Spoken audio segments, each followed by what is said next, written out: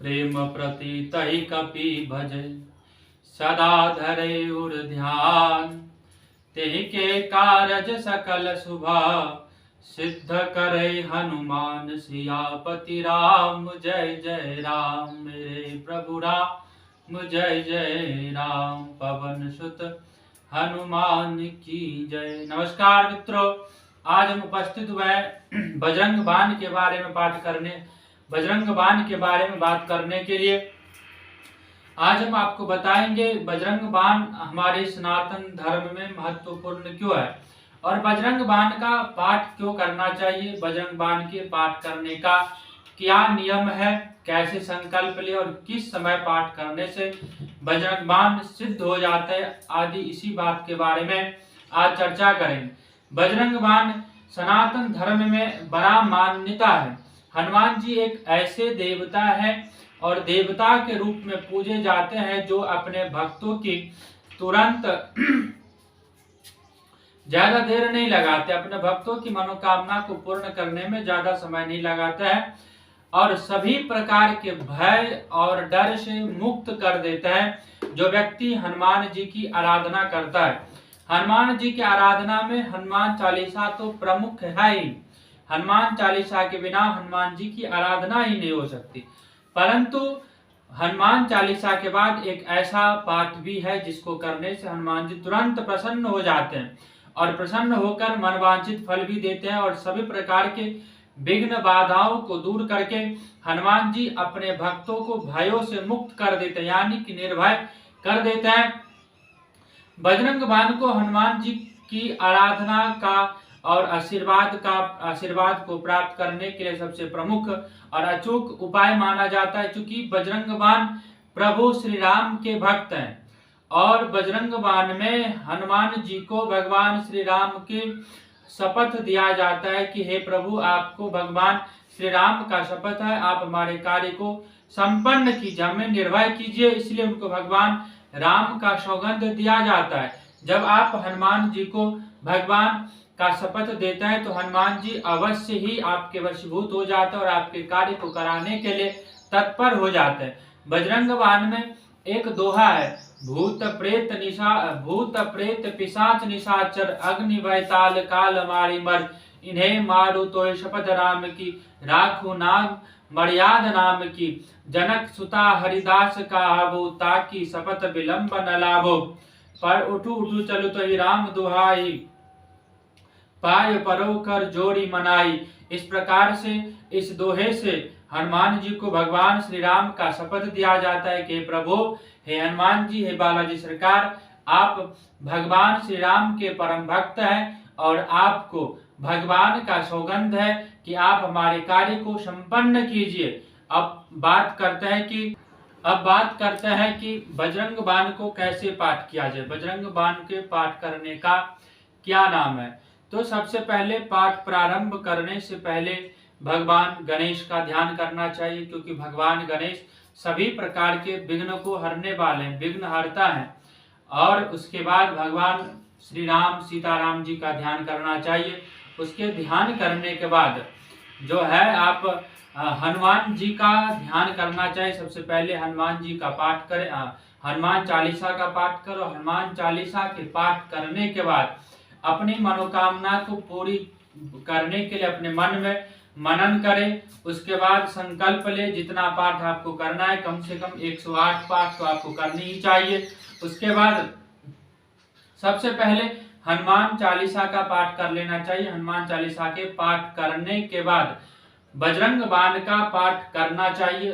पहले हनुमान चालीसा पाठ करें, फिर हनुमान चालीसा के बाद बजरंग बाण का पाठ करें तो ये ज्यादा फलदायक हो जाता है। अब पाठ करने से पहले कुछ नियम का भी पालन करना चाहिए। जैसे बजरंग बाण का पाठ करने के लिए आपको सूर्योदय से पूर्व उठकर स्नान ध्यान करना पड़ेगा और नित्य क्रिया से निवृत्त होकर स्नान करिए, ध्यान करिए। उसके उपरांत आप कुशा के आसन पर बैठिए या फिर लाल आसन बिछाइए, हनुमान जी के चौकी लगाए, उस पर लाल कपड़ा बिछाए, उसके ऊपर हनुमान जी को स्थापित कीजिए।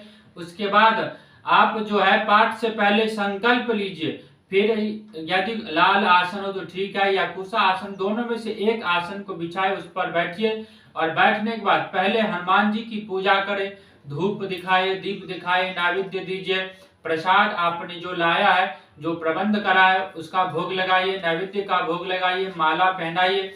उसके उपरांत आप बजरंग बाण का पाठ करना है। पहले हनुमान जी की पूजा करें, फिर धूप दीप नैवेद्य से हनुमान जी को प्रसन्न करें।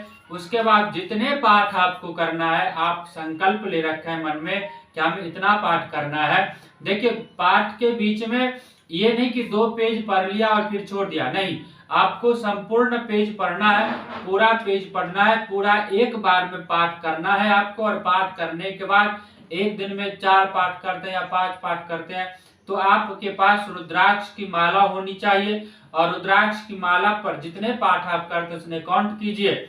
यदि आपके पास रुद्राक्ष की माला नहीं है तो कोई बात नहीं, आप अपने मन में या थोड़ा सा चावल रख लीजिए, उस चावल से गिनती कीजिए कि आज हमने इतने पाठ कर लिए, आज कल को इतने करेंगे, इस प्रकार से आप गिनती कीजिए।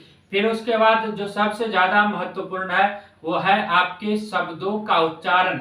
आपका उच्चारण शुद्ध होना चाहिए। बजरंग बाण को पाठ करने में यदि आप उच्चारण में गलती करते हैं तो इसका फल आपको बहुत कम मिलेगा।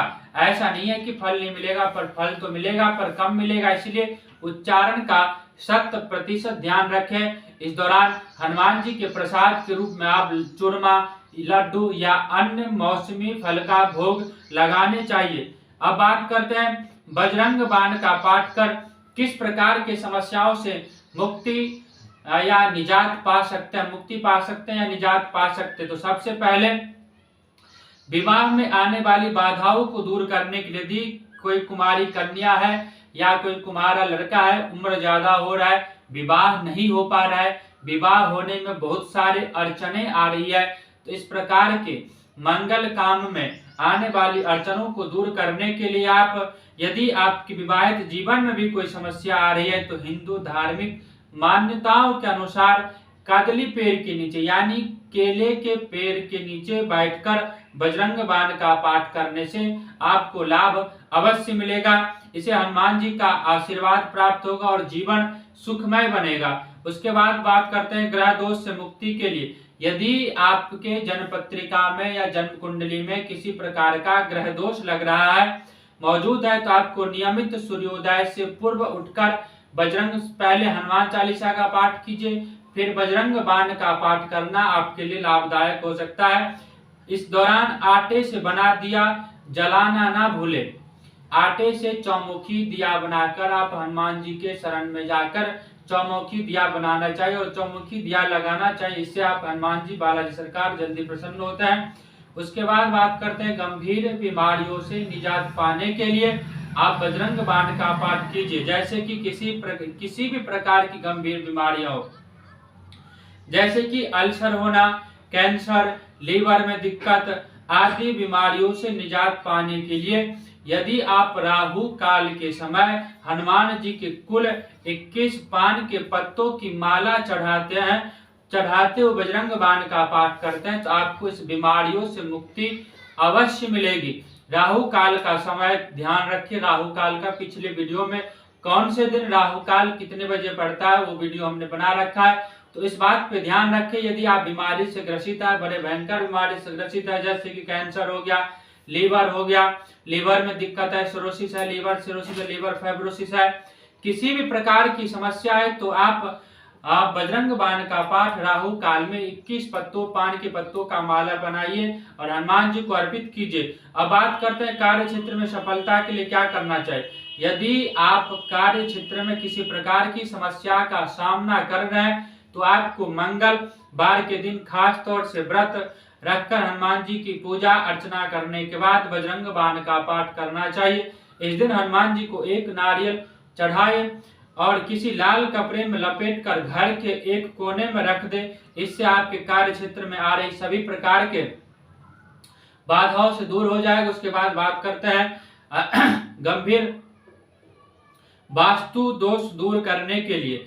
वास्तु दोष की वजह से व्यक्ति के जीवन में बहुत सारा परेशानियों का सामना करना पड़ता है, कई सारी समस्याओं का सामना करना पड़ सकता है। यदि आप नियमित प्रतिदिन 3 बार बजरंग बाण का दिन में 3 बार बजरंग बाण का पाठ करते हैं तो आपके घर में जितने भी वास्तु दोष जनित समस्या है उस प्रकार की समस्याओं से आप मुक्त हो जाएंगे और आपका जीवन खुशमय हो जाएगा। अब बात करते हैं, इसके साथ ही घर में पंचमुखी हनुमान जी की मूर्ति लगाइए।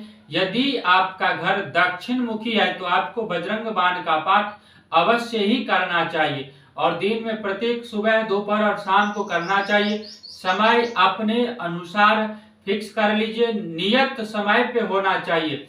ये नहीं आज बजरंग बाण सुबह 4 बजे कर लिए, कल को 8 बजे कर लिए, परसों दोपहर में करें, नहीं। ये जो 3 टाइम हमने बताया, 3 टाइम सुबह, दोपहर, शाम, इसमें नियत समय होना चाहिए और समय में आगे पीछे नहीं होना चाहिए। यदि आप समय को आगे पीछे करते हैं तो आपको वास्तु दोष जनित समस्याओं का ज्यादातर सामना करना पड़ सकता है। अब बात करते हैं, घर में पंचमुखी हनुमान जी की मंदिर, हनुमान जी को स्थापना करें। मांगलिक दोष दूर करने के लिए, यदि मांगलिक दोष के निवारण के लिए प्रत्येक मंगलवार को यदि बजरंग बाण का पाठ किया जाए तो इससे मांगलिक दोष का निवारण जल्द हो सकता है। साथ ही राहु केतु की महादशा होने पर भी इसका पाठ लाभप्रद हो सकता है।